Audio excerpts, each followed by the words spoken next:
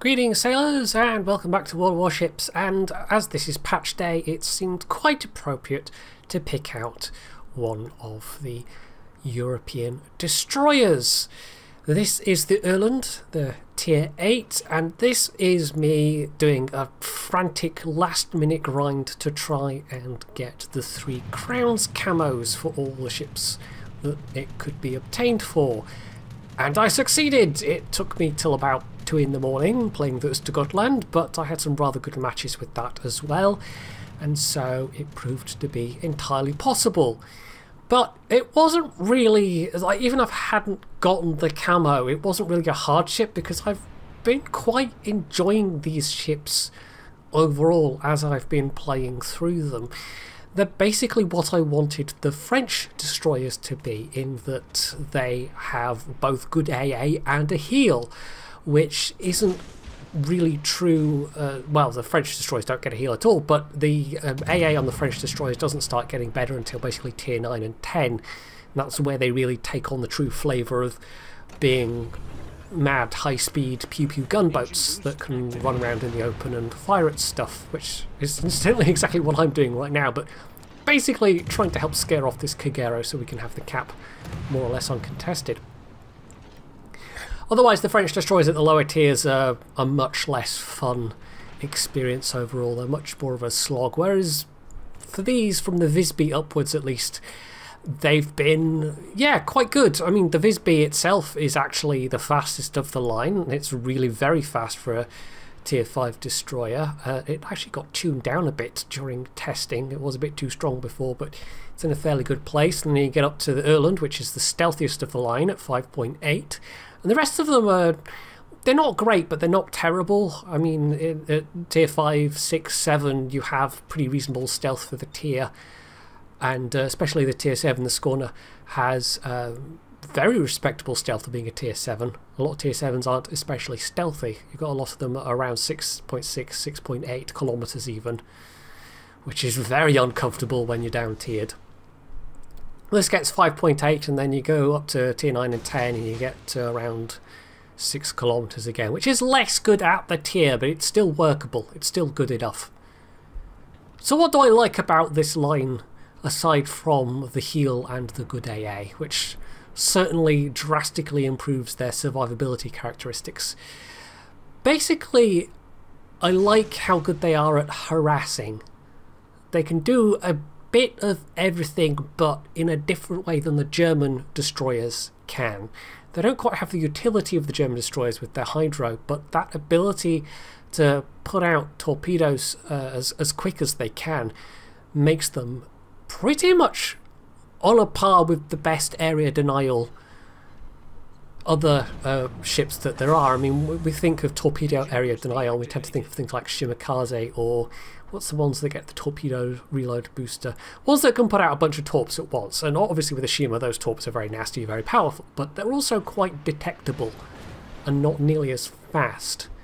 And you have to spend a really long time reloading. So it's good for a one-shot, you know, wide area denial, but these are much better at that kind of continuous, keeping people on their toes, keeping them second-guessing, and pecking away bits of their health. And also means that although the hits are rather less spectacular for the most part, although tier 8 is where the torps get a bit more damaging, so that's nice. They go up from 7,500 to 10.6k, something like that. It means that you're much more likely to get hits just overall because they're fast and you can fire them very quickly. They're a lot more forgiving in that regard, and it also makes it a lot easier to try and pin flooding on people. You don't have that really long cooldown that you have with the Japanese torps, for example, or other destroyers' torpedoes. The reason why I'm showing you this game, by the way, is basically this top tier, well, top tier, we're all tier 8 in this game, but this tier 8 battleship division, this Russian battleship division, for some reason decided that this was two brothers and they were going to push straight down through the middle. And that's provided me with a lovely opportunity to just keep pumping torp after torp into in their general direction. They have done a bit of damage, and they've also forced our Vladivostok into a position where he's going to get torpedoed by the Kagero in the not too distant future. But we're going to lose one battleship, they're going to lose 3. That's a quarter of their team. I don't know if this was some kind of serious attempt. I've not seen a group of battleships try this before. I've seen, usually later in a match, people try and sneak through in destroyers or maybe a sneaky cruiser if they've got control of one side of the map and maybe there's a big blob of team away from either the B or the D cap. But in this case, no, they just came charging straight through, which means there isn't really, like, they don't have to be dealt with anywhere else on the map. They're here in this lovely little shooting gallery for us. And so this is great. I can just keep reloading and pumping out torp after torp, and 2 of them are down, and now this 3rd one is not that far behind them. So, you know, it was an attempt. An attempt was made. It was certainly amusing, but I don't think I can ever recommend this as a particularly sound strategy. Not when there are so many destroyers around, not when there's a carrier in play. It's just never going to work. Our team had far too many ships left for a push of that nature. Granted, we didn't have that many on this side, but we had all that we needed, as it turned out. So that's them taken care of. There is a Monarch which was considerably more reticent and hanging all the way back, and there's also this Cleveland who's currently pounding away on the Kid and actually has just killed them. I basically opened up here with the intent of maybe pulling some heat away from the Kid, or even just taking advantage of the Cleveland being distracted. But, well, now I'm spotted and that's an angry Cleveland I have to deal with. But it's not too bad. I mean, one of the reasons why I opened fire at the beginning, knowing that the Cleveland was there, is of course, if you're in motion, those 6-inch shells are not that difficult to dodge out of the way of. It is obviously nasty if they hit, but it's not that hard because of the slow velocity and the trajectory that they take. I do now have a carrier to deal with though. This is a tier 8 carrier. This is one of the things that I really like about these DDs. I mean, I've said it already, but you'll get to see a bit of it in this replay. It's just how effective the AA can be without you even really having to spec into it. Sometimes they will still get a drop on you, but in this case the Wichita was close enough to bring their AA to bear as well. So yeah, the Lexington didn't even get that. But I've had games where I've had AA defense expert ones, medals from carriers just sending their planes after me over and over again and really not learning their lesson. In fact, the record so far has been 43 planes, and that was either in the Öland or the Östergötland, and that was a Kaga. So the planes were a bit squashier, and yeah, there were some fighters in that, but they just kept coming at me over and over and over, and it was kind of funny by the end because they were starting to run out of planes a bit. And they weren't exclusively going for me, but they spent half to 2/3 of their time just going after me because they knew I was a smokeless destroyer. So that's one thing carrier players are going to have to get used to, is the fact that these things do have good AA. And I haven't even used my defensive yet. That's another tool that these have from tier 8 upwards. So now that Monarch is making a push, but we've won at this point, essentially. I could open my AA up again, but the Wichita is doing fine, and I want to keep my position relatively sneaky, but I think I was just being a little bit too cautious, to be honest.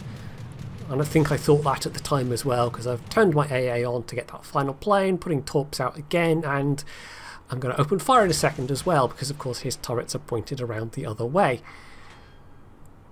And it's not like the British secondaries are particularly a threat to me, so yeah. I could have started firing before this. I don't know why I did. This was a bit too cautious, really. It's not going to turn out to matter, though. My torpedoes are going to find their mark, and that's actually going to be enough to put me over the 100,000 damage mark as well. So that was my torps, all 3 of those, plus I think some airdrops torps, and they're taking damage from elsewhere. And because these are the more powerful torps, that's enough to get the kill. So once again, dancing with the carrier. This time I remember I have got a defense available. He does get the chance for 1 drop, and I think he's going to get the chance for another one as well. And although I did try my best to juke there, I don't know if I can fully take credit for those missing. I think there's a later drop he tries to make where he just completely messes it up as well. So this was maybe not the best enemy carrier player in terms of trying to hit moving targets. So that's the last 2 non-carrier ships, and I don't know why I didn't start firing at the enemy Öland a bit sooner, but I soon corrected my mistake. He's obviously the lower health one, so there we go, that's that kill. I'm also going to try and get my torps away.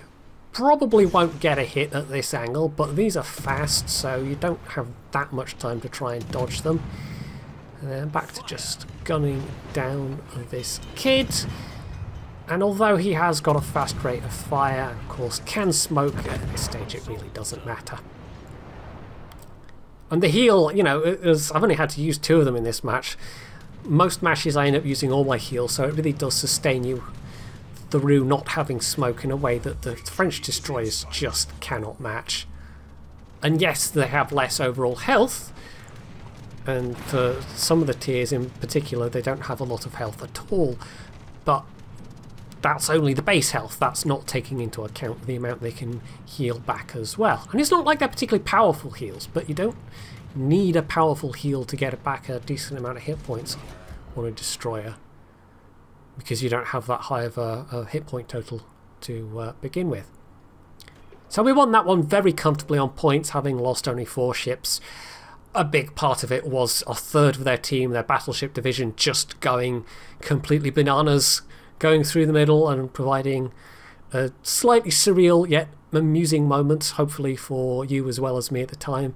And all of that, plus those destroyer kills and the plane kills and the capping and whatever else, was enough to put me comfortably at the top of the team with a shade under 2600 base XP. I realise these aren't going to be to everybody's taste. I can absolutely see why they wouldn't be. I've already like just in conversations with patrons and other people I play with, that they really don't get on with these. They haven't really been enjoying them when they were in the preview versions, which I think are basically identical to the release versions now they're officially out. And I can absolutely understand that, but I've just been really enjoying them. And although they are maybe a bit more niche just because they don't have smoke, they're definitely less niche than the French destroyers. So if you were particularly put off by the notion of them not having smoke, I would say perhaps give these a go. They might be better than you're expecting, and they certainly are going to change the meta a little bit. If you're in a battleship, for instance, you're going to have to be a lot more aware of where these things may be, just because you have so much less chance of dodging the torps, even if they do less damage. Of course, not all battleships have particularly good torpedo bulge protection either. So yeah, I think it's definitely going to change things a bit more than certainly the introduction of the last 2 cruiser lines that we've had. In fact, I can't even think what line really had that much of a significant effect on the meta. I mean, this is pure speculation on my part, but Russian battleships maybe? Time will tell anyway. This is just going off the preview period that we had in the last patch when there were a lot more of these things around. So anyway, hopefully you found this video interesting and entertaining, and if you have, you can do all these usual things down underneath it. And of course, as always, stay tuned for more.